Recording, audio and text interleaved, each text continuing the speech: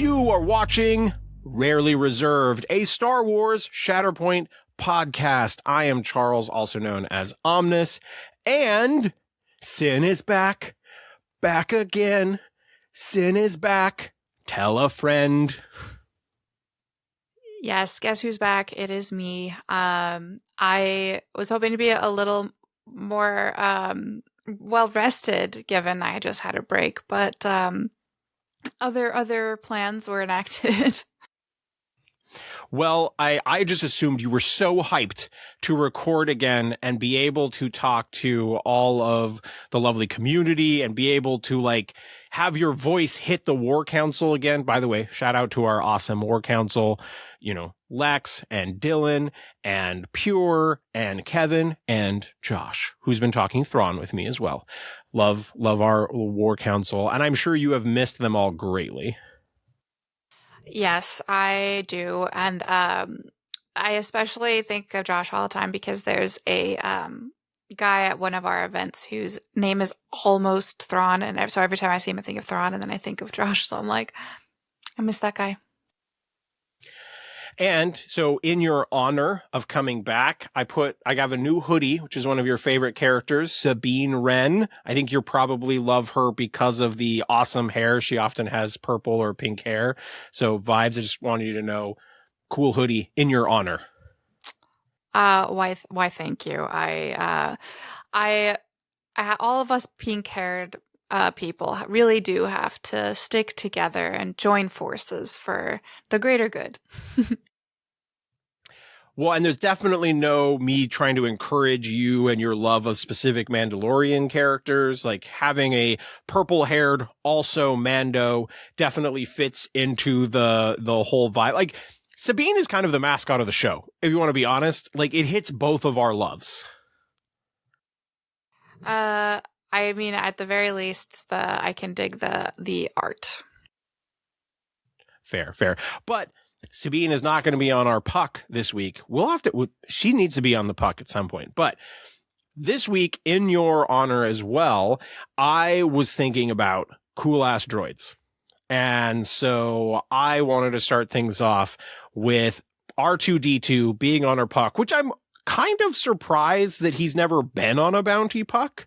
He's been kind of held ransom, but nobody's, as far as I know, there's never been a point where there's been a specific bounty on R2. But did I pick well? Is R2 a beloved droid of yours?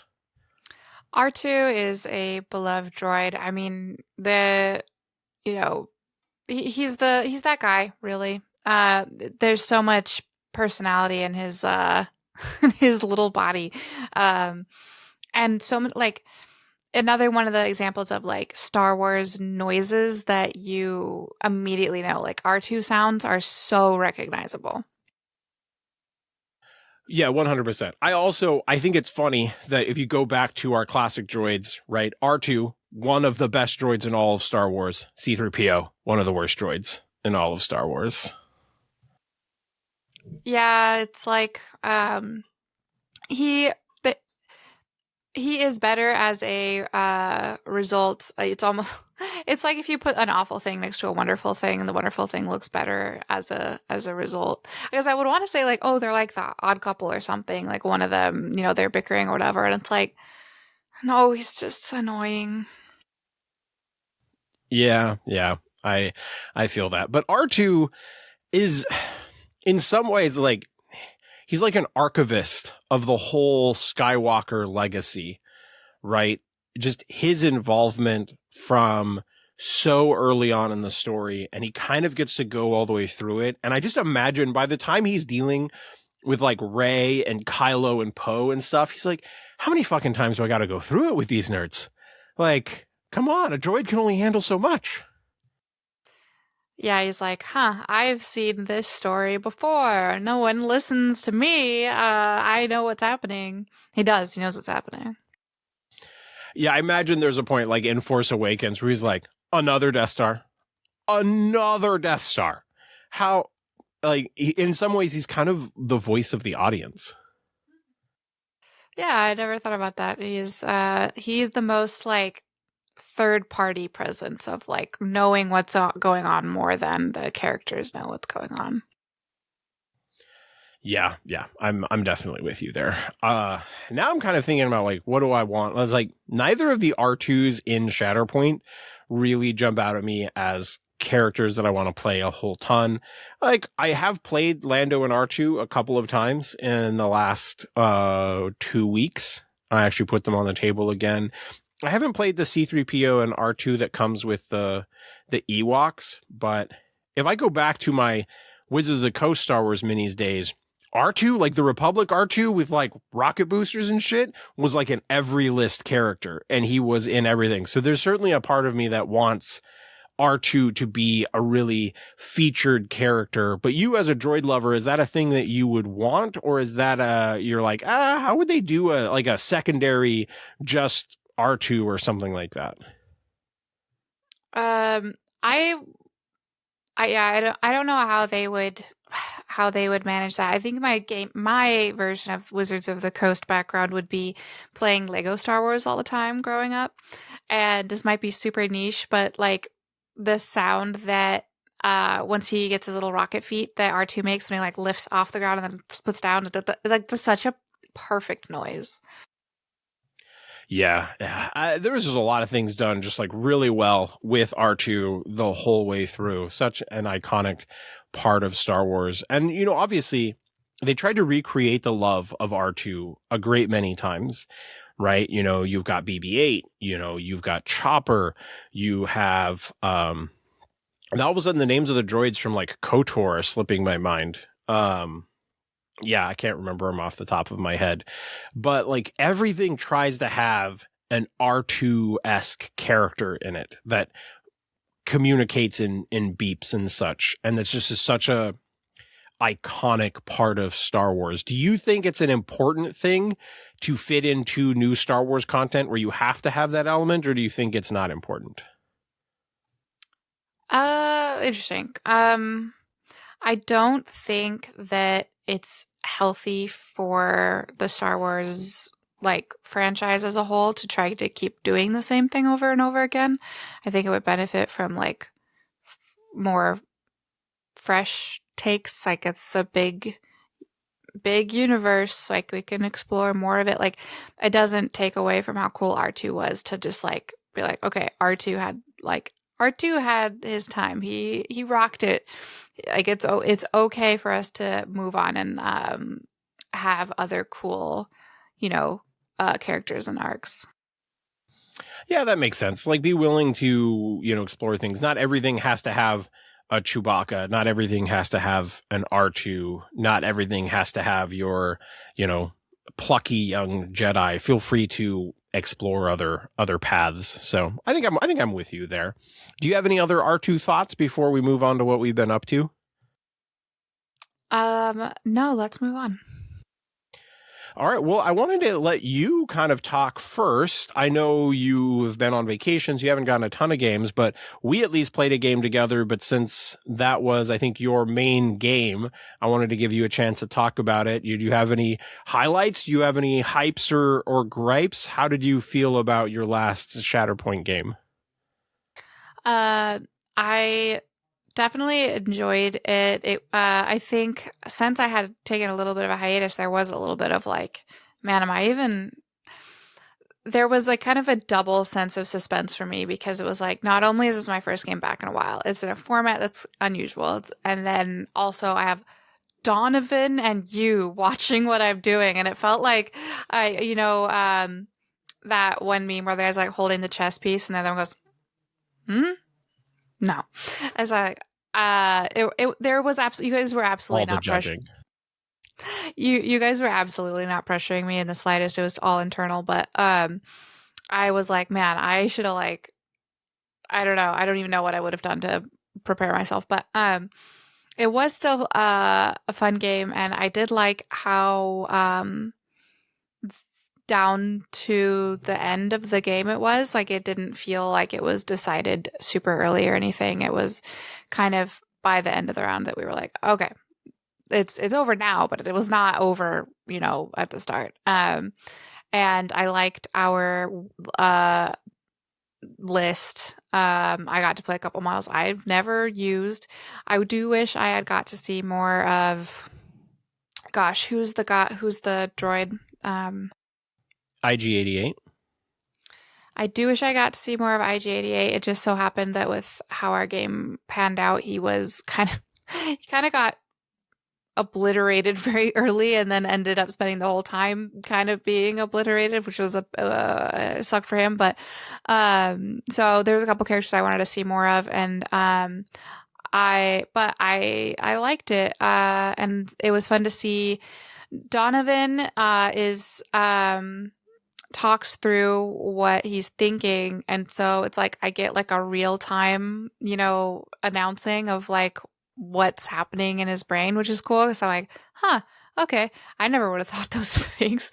So it's cool to get kind of like an internal play-by-play as he's kind of working stuff out, and seeing someone who really knows what they're doing kind of pilot. And so it was it was a very good time. It was a good time, and I got to eat delicious food after, so can't complain. Yeah, and so for the listeners, what we were playing Galactic Legends against Darth Maul, played by Donovan, and we had built this kind of bounty hunters and scoundrel themed list. The kind of concept would be this was Darth Maul taking over the Shadow Collective, and so I think you had Boba Fett and IG-88. IG-88 had Lando and R2 under it, and then Boba had bounty hunters, I recall, and then I was playing Django and Weequays with Bosk and IG-11. Yeah, that was what it was. And I thought we got off to a really good start, because my first activation was IG-11, and while he didn't get the kill that I wanted, he got to reposition all the way to one of the very back objectives. So we started scoring the back objectives really early. And I was like, oh, we're in a good spot. But then I think I actually messed this up, and I had suggested that you send a Boba to a back objective. And that ended up being kind of a mistake in the long run, because the middle row of objectives we just ended up being behind on. And I think we probably should have kept Boba on a middle objective, knowing that like Donovan was ignoring IG-11. We were going to get those points anyway. But so yeah, I think I may have cost us the game. There was some luck involved. Donovan had some good card flips and a couple of good rolls in there. But I thought we were advantaged, and I thought we were going to win. And then all of a sudden it was like, oh God, we have actually no chance at winning. And so there was like a really, really hard flip, and Donovan mauled us very, very hard. Congratulations, Donovan. You epic Galactic Legends mauler of the rarely reserved cast. Yeah, not wrong. Although I think it was a different moment that was the fatal strike, because there was when it was our turn, I was like, oh, I'll go first, because like then we can keep better track of who goes next. And that was wrong. I don't know why I said that. It felt like, oh, that makes sense in my brain, but it was like the wrong move in the game. So oops. Yeah, I didn't think about it until after I flipped and I was activating, because I said that I didn't want to get IG-88 wounded, and so you should hold him back in front of Donovan. And then Donovan he sent Maul all the way to your corner of the board to go after IG-88 first turn. And I don't think he got the wound, but he put a bunch of damage and strained IG-88. And so I didn't think about it until afterwards, but if you had gone first before me and just made it a priority to heal, to get like some sort of heal on IG-88, which would have been really easy to do, then we could have saved. We could have saved strain damage. And I think that I'm not sure it was hugely impactful, but I think that still could have been something that mattered, maybe, but overall, yeah, that one was a close one. Definitely could have gone either way. So, did you have any other thoughts to share on any of the characters? Did it inspire you? You want to paint any of them? Did any of that change after that game? I think, gosh, the model of Lando is really, really cool. I'd actually not ever seen it like up close, and I was like, oh, this slaps. So I really want to paint him, and also I'd be curious to play Boba Fett because one of his abilities was like totally moot in the game. So I would want to try that out in person. Oh no, that's a good shout. The Galactic Legend does not count as a primary, and so there was multiple abilities on Boba Fett's card that didn't matter. I probably could have, in theory, given you Dengar, but I thought Boba would still be cool, and it's just like cool model to see on the table. And but maybe Dengar would have been better.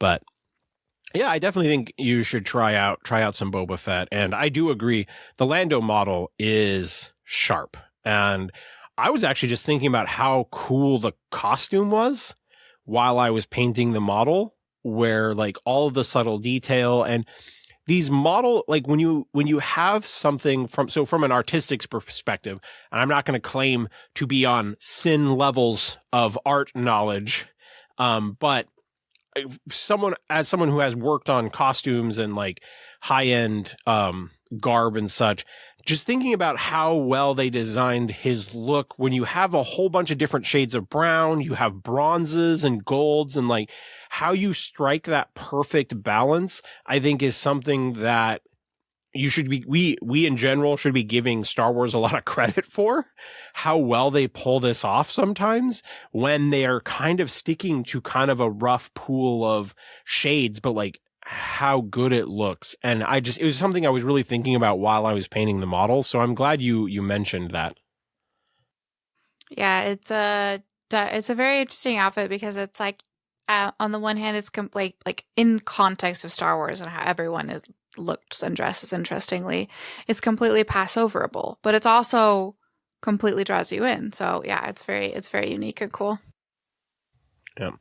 All right. Well, so from my perspective, and I'm going to try not to like talk in huge chunks because I want to give you chances to pop in, but let's see. So two other games since the Galactic Legends that I played in the past week.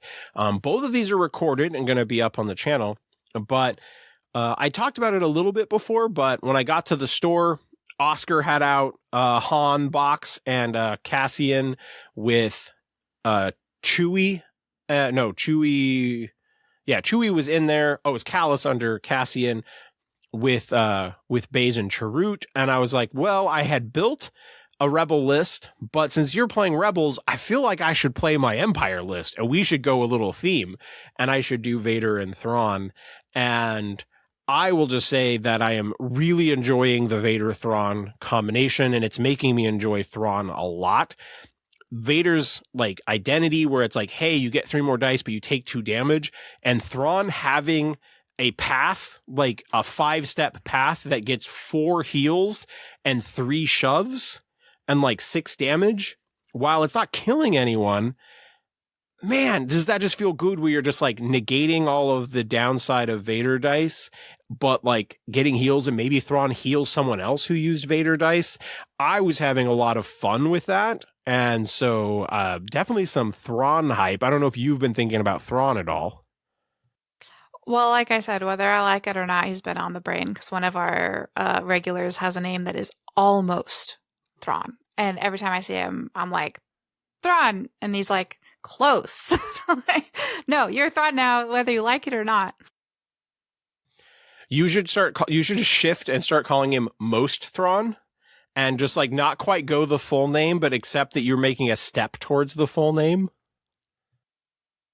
It was funny because he'd heard of the Star Wars character and he's like, no, it happens all the time. I have to spell my name on the phone because it just sounds like Thrawn. I'm like, that's not a terrible problem to have. It's a cool character. Yeah, agreed. But overall, just I've always thought that Thrawn was an interesting design, but I definitely struggled to figure out a list for him that I particularly liked. And And this one has been one that I am enjoying, and I'm like having fun with some of the decision points. It is interesting playing a list where I more aggressively reserve, right? Because of the mechanics where you want to reserve characters, because when you reserve them, you give them extra movement. So there's more benefit to reserving characters.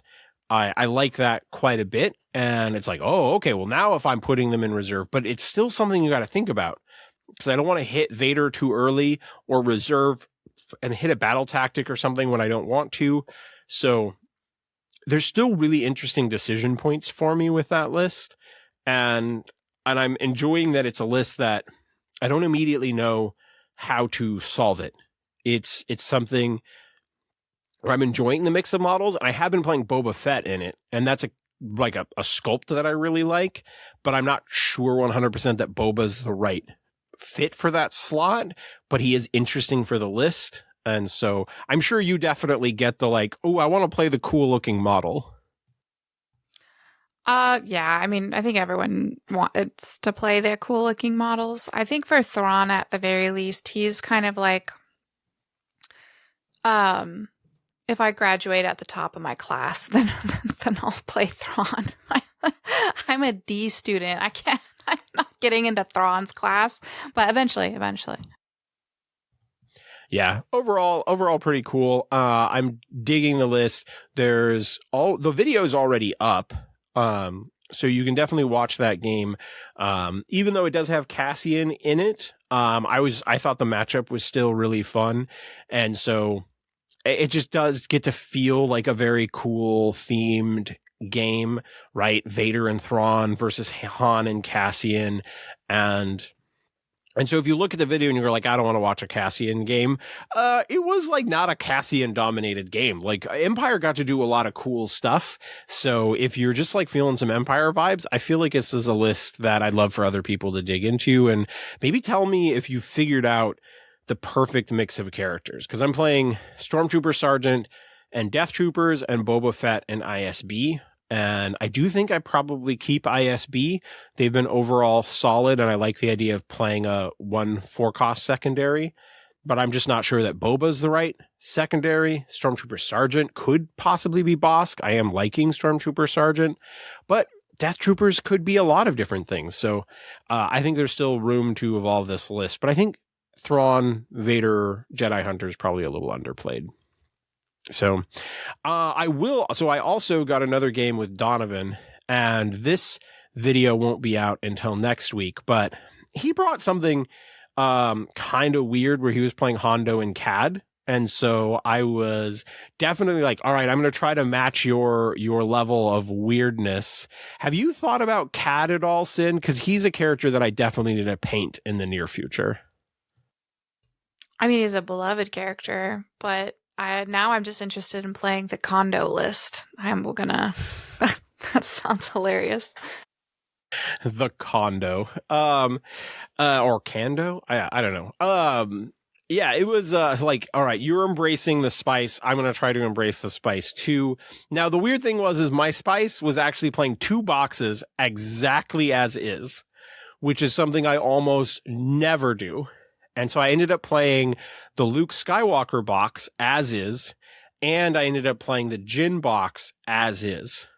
And I was definitely debating if Jin should be Han in that particular slot, but I was thinking since I was playing Boushh, it would be really nice to have another spy that she can potentially move around. In retrospect, I kind of wish that I had played Han, but in a weird way, Jin was keeping me in this game, but it was her dice. Like her turn, she would just barely live through attacks. She was just barely getting right down her tree to whatever I needed her to get to.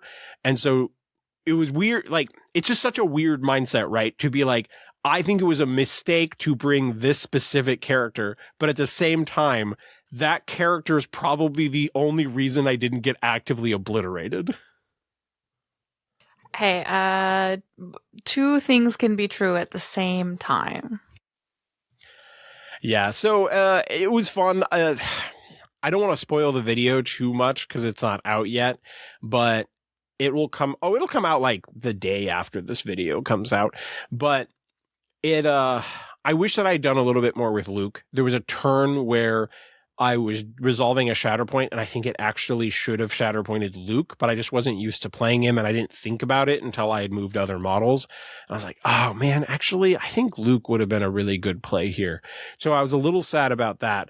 But I will say, if you want to be hyped about videos, this is probably like, for a game that I thought I was losing the whole time, all of a sudden, like, I make a pretty big comeback, and then, like, I think the game, like, the third struggle is just, like, goes from thinking that I'm going to lose to all of a sudden we have no idea who's going to win.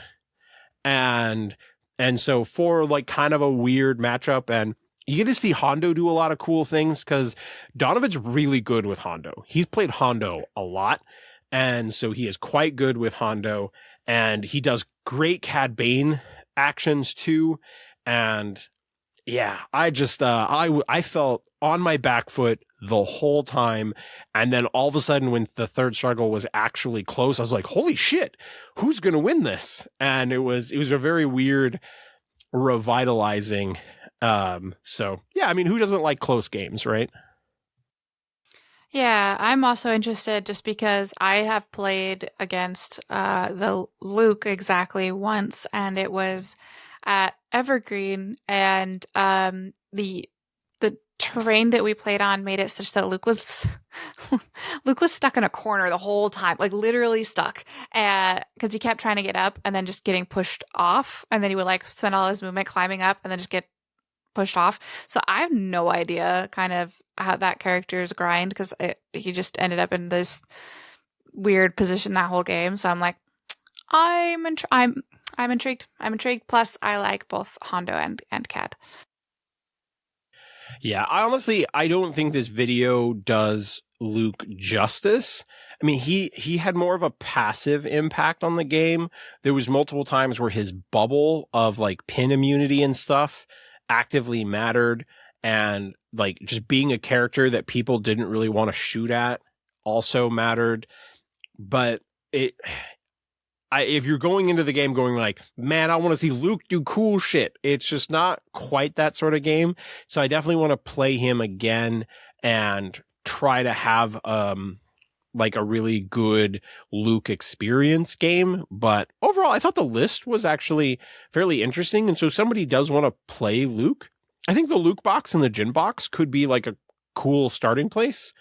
And then you could kind of evolve it from there. And so I think there was cool things. I will say I felt like I had plenty of force. Having the Luke refresh plus 6 force, I didn't ever have a problem spending force for abilities. So like I never got to use Jin's like spend momentum to do cool stuff. And so I could see the argument that Jin isn't like the perfect the perfect other primary, but I think that would be a decent place for someone to start if they wanted to do some Luke stuff. But do you have any closing thoughts on that particular list or game?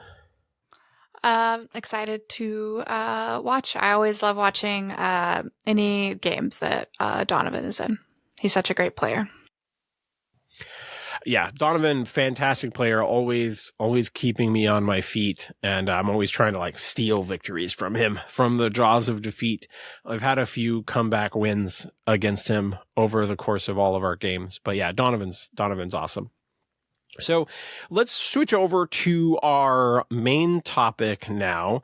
So they announced announcement that there is we knew there was a new mission pack coming, but they did announce that it is coming multiple weeks before Adepticon. So there is possible meta shakeup. So I just want to start off. What do you think about, I know that you haven't been a part of like the minis game community and like the convention scene, for that long, but what are your thoughts on just a drop like a couple weeks before a big convention? Is that the sort of thing that you're like, that's so cool? Or you're like, but everybody's been practicing? That's okay. I have sympathy for everyone who's been practicing, right? Like the grind, right? But also, things are different. And so like that's really exciting to me because it's like I think that when there's a last minute meta shakeup that isn't a model shakeup, but is like something like a, something other than a model changes about the game, it means that everything changed about the game. And then you see not just who could figure that model out the fastest, but who figures the game out the fastest. And I love that. I think it's so interesting because someone at the tournament will be like, I, mental mathed it and I thought about this new mission in a way that I found it. I figured it out. And like watching that happen and seeing everyone like try to figure it out and figure it out in different ways and like get through other people's defenses and like, I love it. I love it so much. Yeah, honestly, I am right there with you. When the new stuff hits, there is that degree of frustration where you're just like, oh my God, what do I do? How do I solve this new problem? I'm so frustrated. But I think it's so fresh for a big convention where you're not in a spot where like everything is the exact same thing that it was 6 months ago, right? The freshness of like, oh man, did someone start practicing this and figure out a really good list for this particular mission? And so just talking about the mission in general for a second, so like one of the things that they've spoiled is that there is this tactical advantage. And it happens every activation, but one of them, which I really like, is if this unit is within range 2 of an inactive objective, an inactive one, not an active objective, an inactive objective, it gets a free dash to start the turn. And I think that's so interesting, being like, oh, well, this guy's super out of position. And the mission is helping you get them to a relevant spot. So more activations have the potential to swing points. I love that. I think that's such a subtle but like cool thing. So I'm excited about that at the very least. Yeah, that sounds super cool. Anything that like isn't crazy but just changes the way that we can think about the game like on that level is so exciting. And I think that I will say I don't enjoy huge changes to individual models close to big tournaments just because I think that negatively affects like individuals a lot more, but like broad strokes, everyone's dealing with this. Juicy, give me more. I want to see it. Yeah.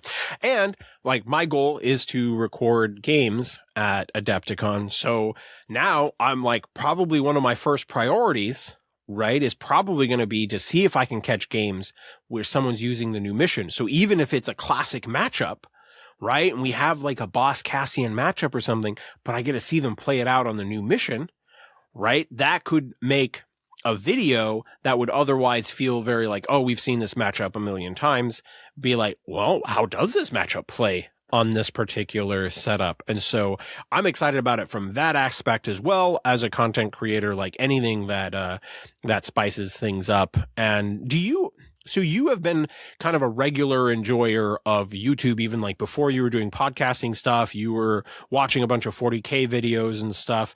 Is it a thing where like new thing comes out and you're like, let me YouTube some people playing this or talking about this to like help me get in the vibe?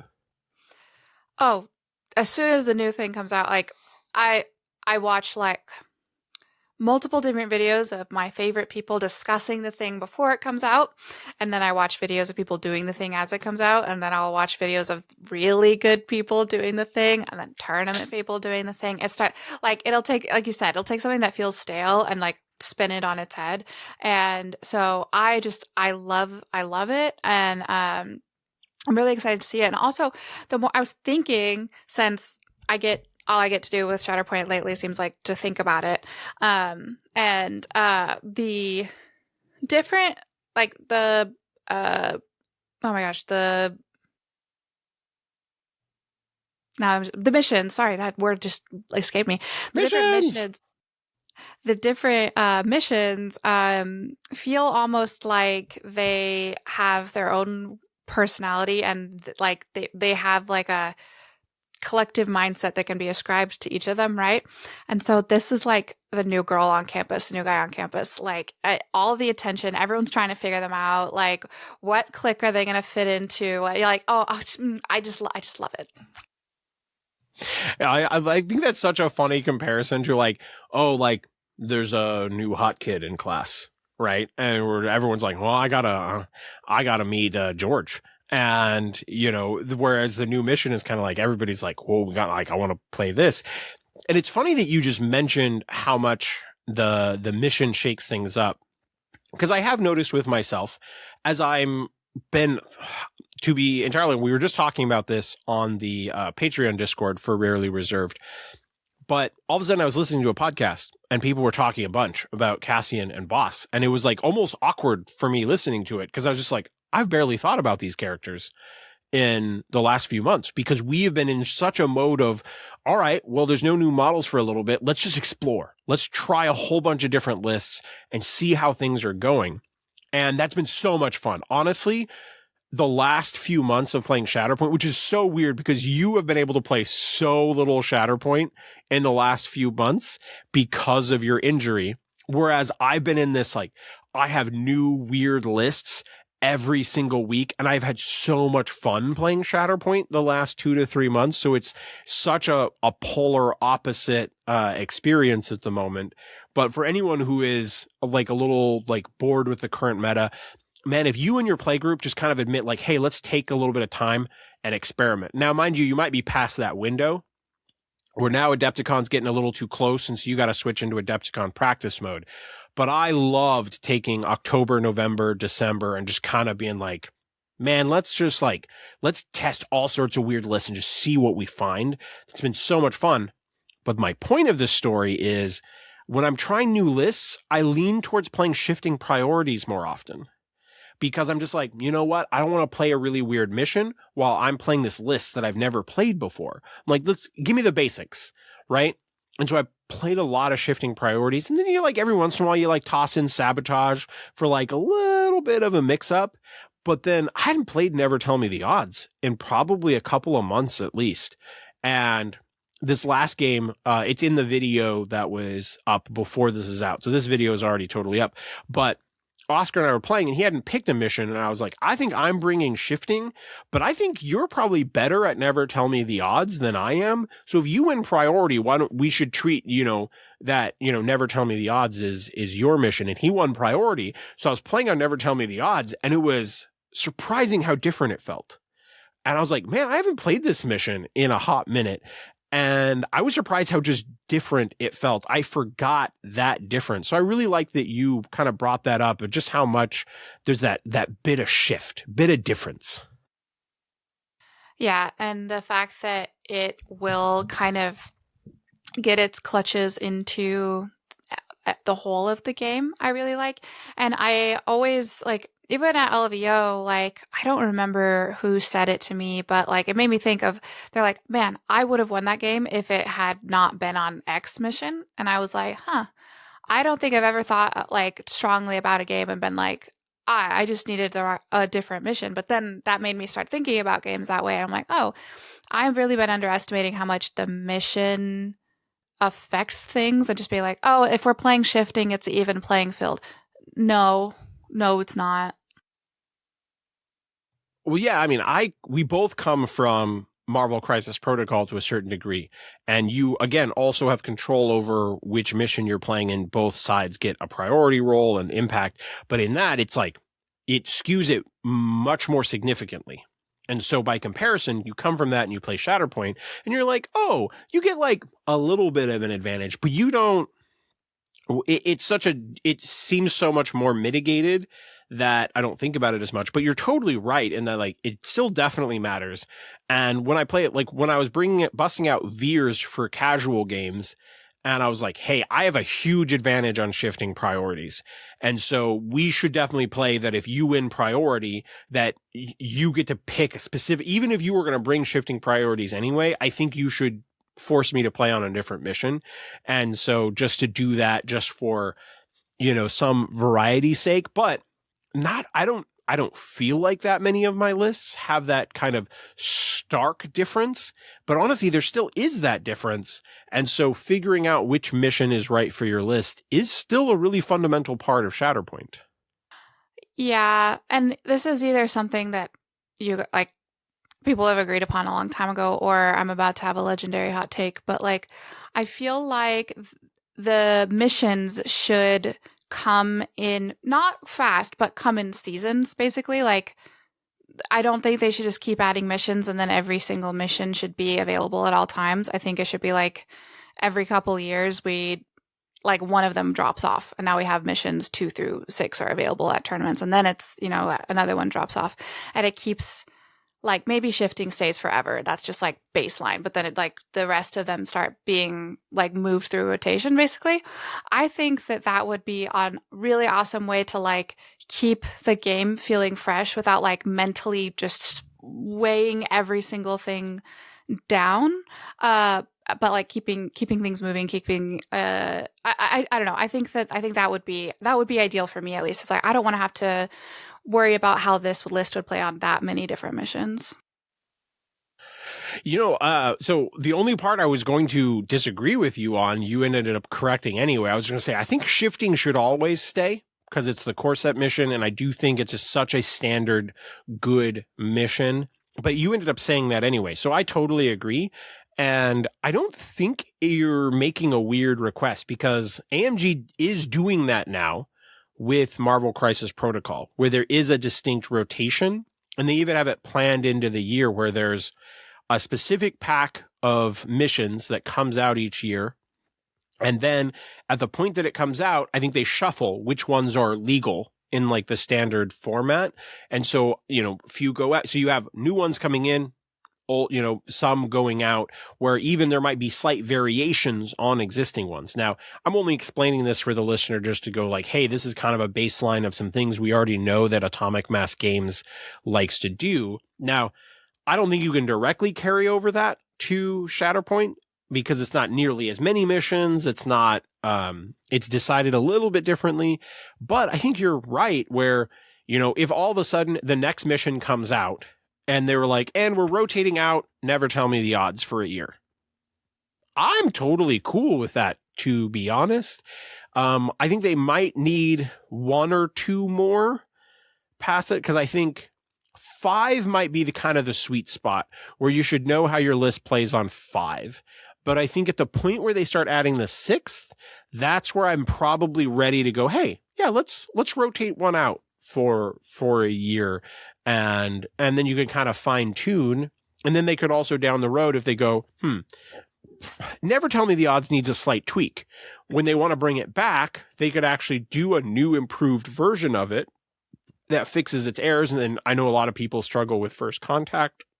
So they could definitely do something like that where you're like, okay, this was close. Let's do a new version of it. And we've already given people kind of a year break from it. So yeah, no, I'm right there with you. I 100% agree, Sin. Yeah, I think a five that are in for the season, rotate 3 of them, keep sabotage, and have that 5th one be a new thing. That would keep things so like I don't know. It would feel good of like new stuff's always coming, but also like not bad in some games. Just move through seasons. You have to keep buying rules, keeping them older ones coming back. That feels really ideal to me. Honestly, this might be a little bit much, but I'm going to take it one step further. And I think once we are over 5, I would actually love to see 2 rotate out and like 2 new ones come out. So we could have like kind of a steady, like shifting's kind of always in, but then of the legal 5, 2 of them change each year. And something like that, I think would be ideal for me.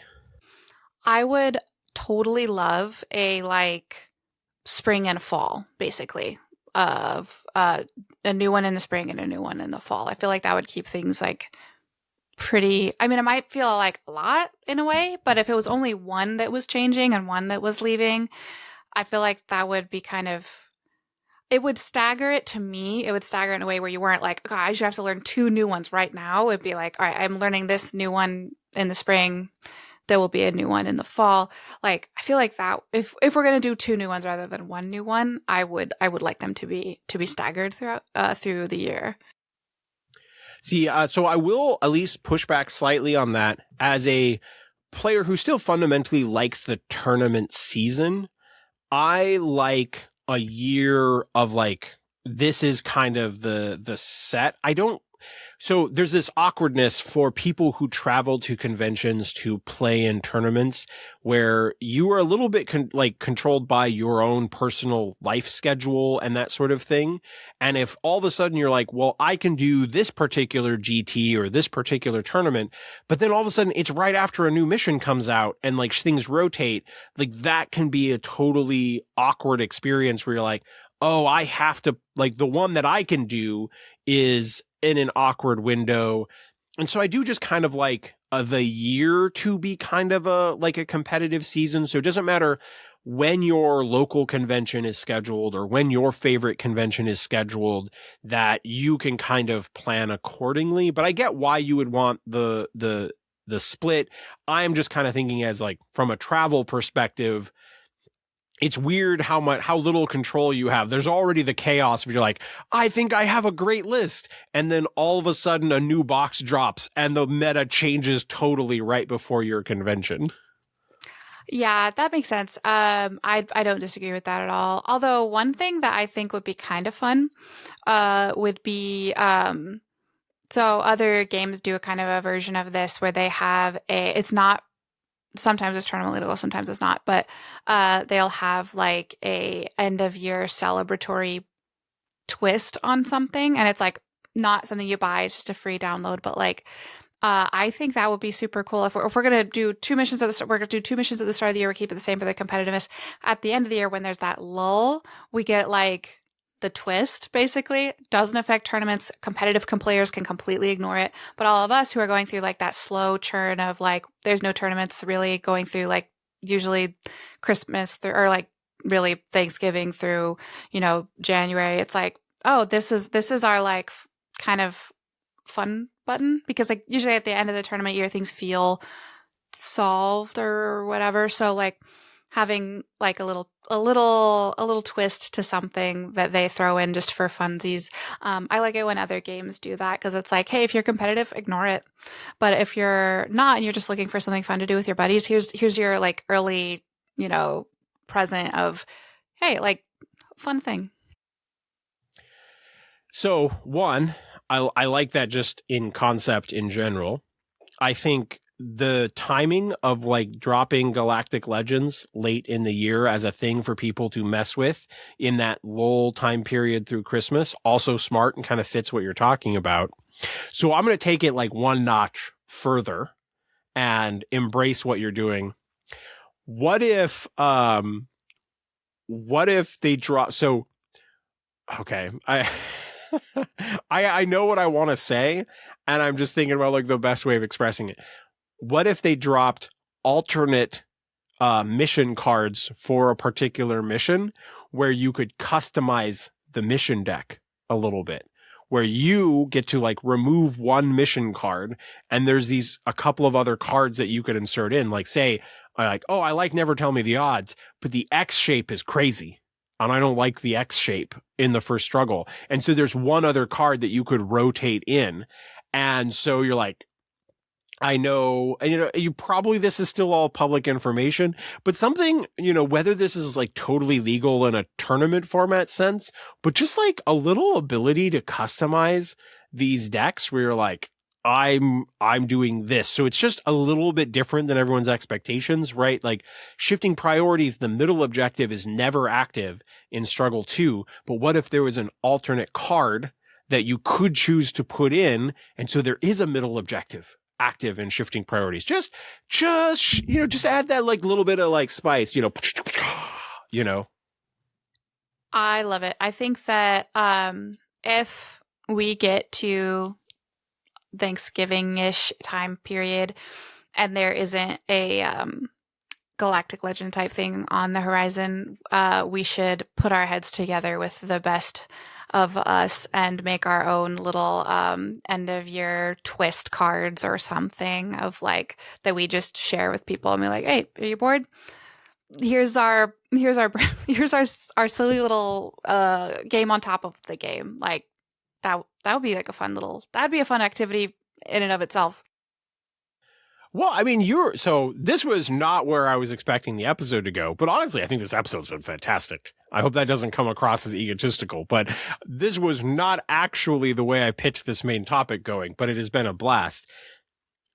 So printing cards is not super expensive, and you are a very talented artist.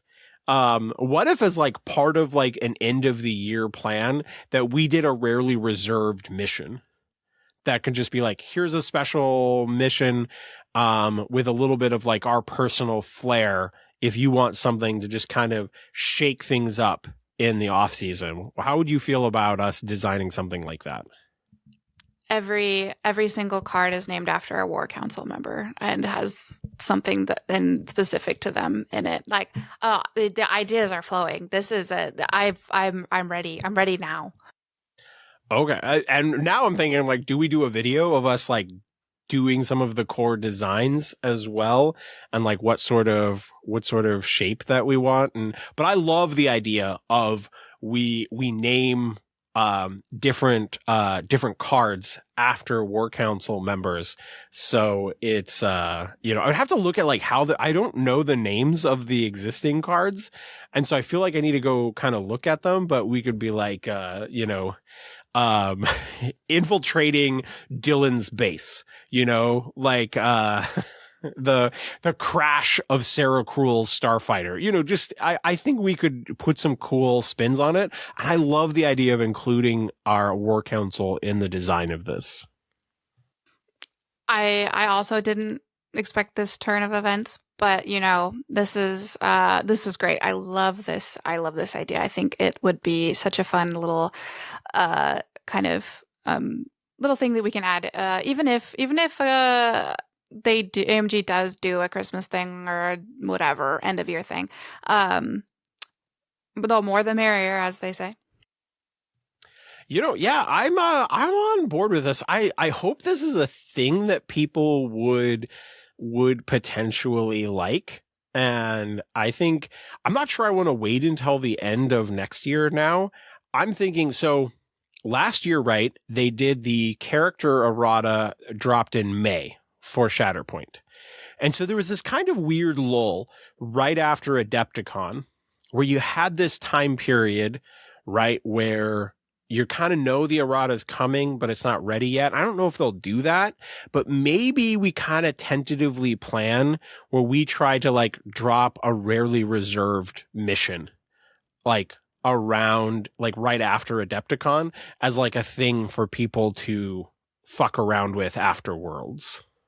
I agree with this slight amendment. I think we have it ready and have cards printed so that you can take them to Adepticon and give them to people and be like, hey, we're done with the big tournament. You want to relax and just like play on something that's going to really shake things up and just be fun and like, oh, this is solved or whatever. I want to play my blank list, or it doesn't matter. This is the really reserved mission. Here's the cards I'm giving them to you. Like, I feel like this is 100% in our collective wheelhouse.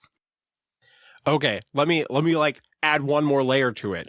So we pre-record the video of us doing it, which could drop at any point in time, right? And we have it drop because if I'm gone for Adepticon, it's going to be harder to record that particular week. So we find a time, we record an extra episode. The episode where we design the mission will be the episode that drops as people are coming back from Adepticon. So it can be like, hey, some people got to see the mission because I like handed them out at Adepticon.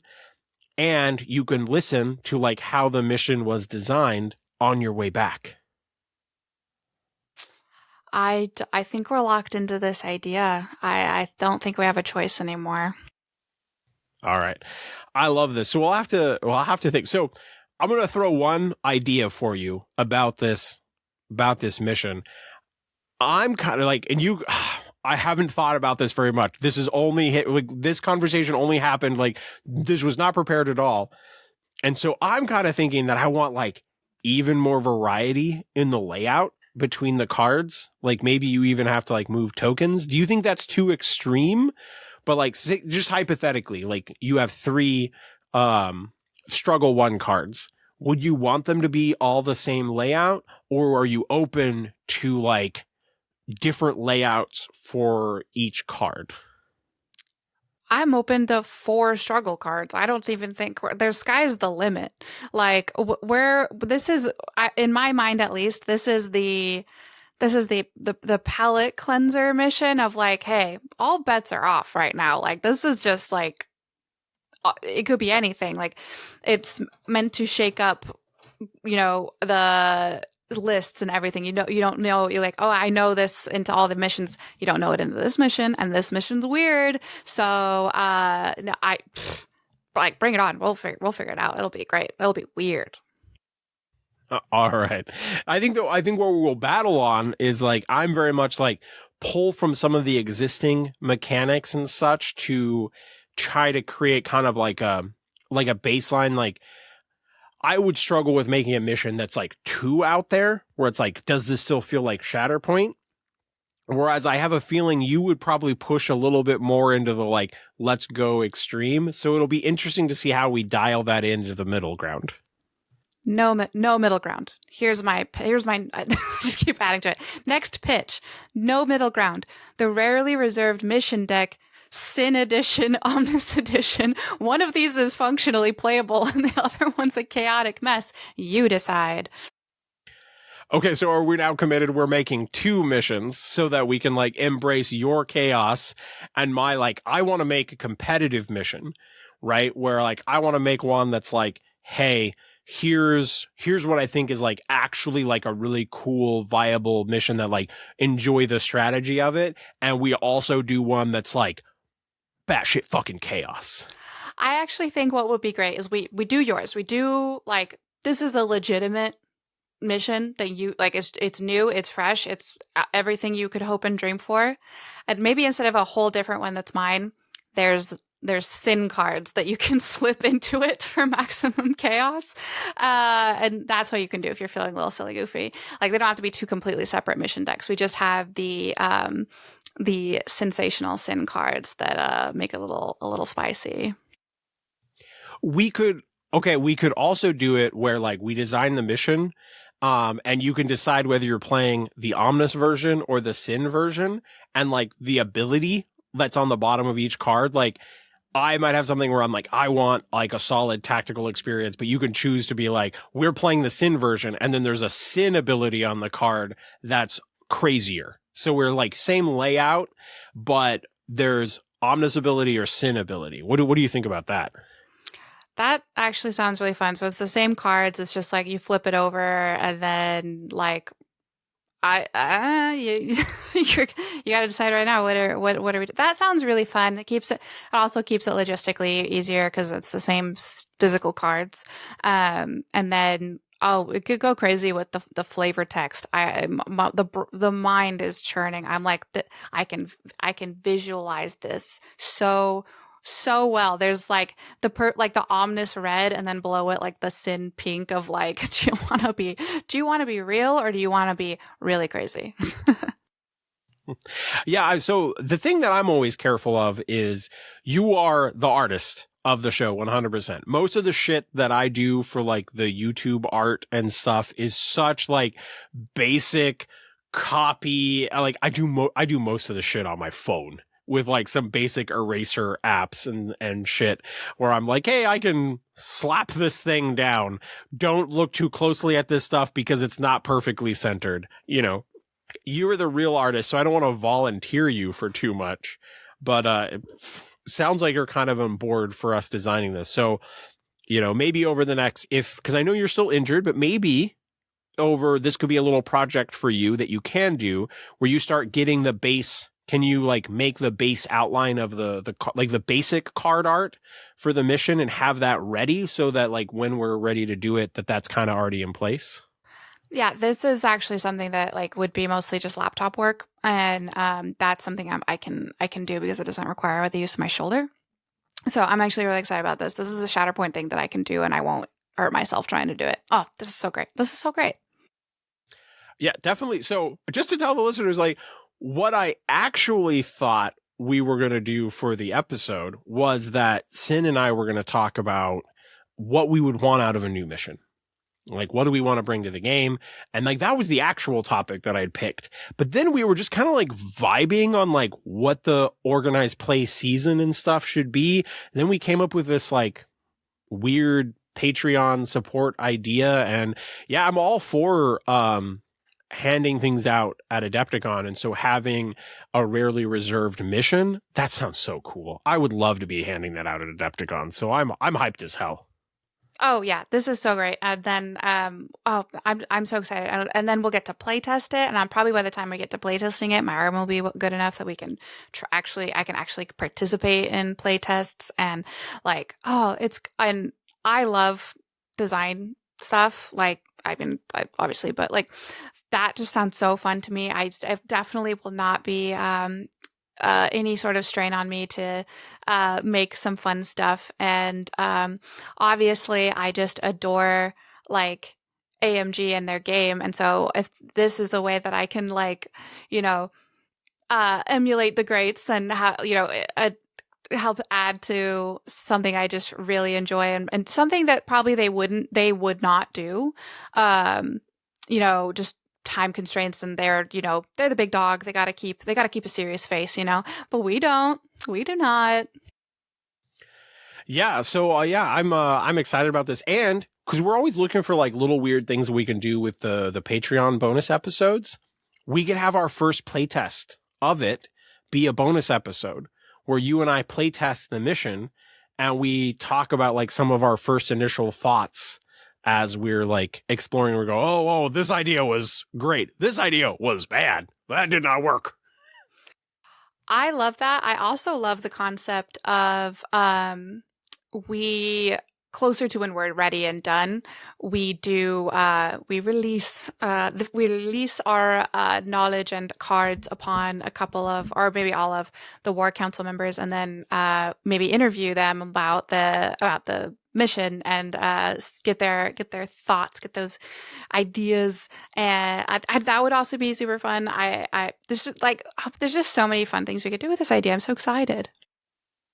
Yeah, hype. And because some of this stuff is timeless, this could also be the bonus episode. One of these could be the bonus episode that drops while I'm at Adepticon as well. So we're like actually solving some of our future problems right now, past us, solving for future us. Future us is going to be very excited about this.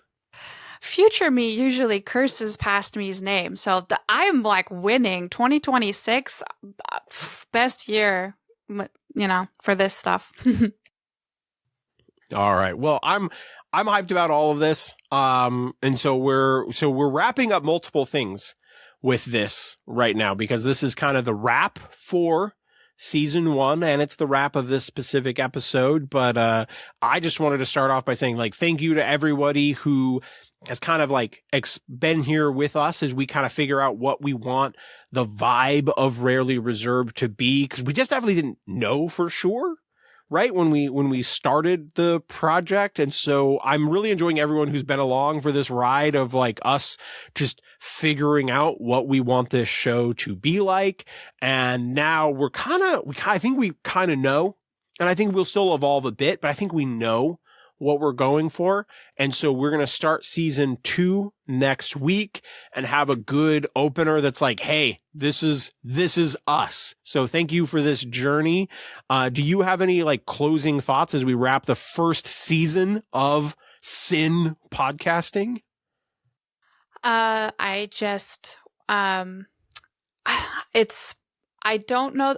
It's weird to say I didn't know what to expect, because of course I didn't, but I have been part of like the scene for a while now, and I think that the amount of like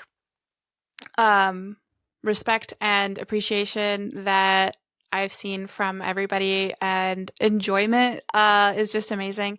And there's pretty much not a single person in our Discord who I don't like wish I could hang out with every day. And so like just been so great. And I know I've been absent since kind of I injured myself, but like I'm starting to be on the mend. We obviously have this idea, which I can be a lot more participatory in for the time being. And so I am just really excited. I think we'll, wrap this up with a nice bow, and then season 2 starts out super high note, super hype, just excited for everything in the year to come. Yeah, totally agreed. And so I'm excited for the next episode. I'm excited for more, and I'm excited for you to be back. Thank you for being back. I missed you. Yeah, I definitely it didn't feel my evenings when I normally am here did not feel the same. I was like, I know that I'm enjoying some time off, but I'm missing out a bit, quite a bit. I think you haven't listened to the episodes while you're gone because you've been so busy with vacation stuff. I think the FOMO, I'm glad that you're going to like not listen to them until you're like back recording, because I think you'd have some FOMO, because I always was in that mode where if I was missing out on episodes, that I always wished that I was there for them. Yeah, no doubt. And so I'm glad to be back. I'm glad to have things that I can feel more involved in. I'm glad we have such great ideas. And like, even besides this idea that we just spawned out of absolutely nowhere right now, like we got some things cooking for this year anyway that I'm like super stoked about. So even beyond that, there's just so much excitement, so much good, positive energy. And I'm excited to really come out like a lion for, the rest of this year. All right. Well, we got to get our closing. We got to talk about, is R2 rarely reserved? And I don't even think this is a fucking question. There is no way that R2 is anything but rarely reserved. He is like a pinnacle of the rarely reserved mantra. Are you with me, Droid Queen? I can't argue with that in the slightest. I have to back it 100%. R2D2, the mascot of being rarely reserved. Later, nerds. Comm signal lost.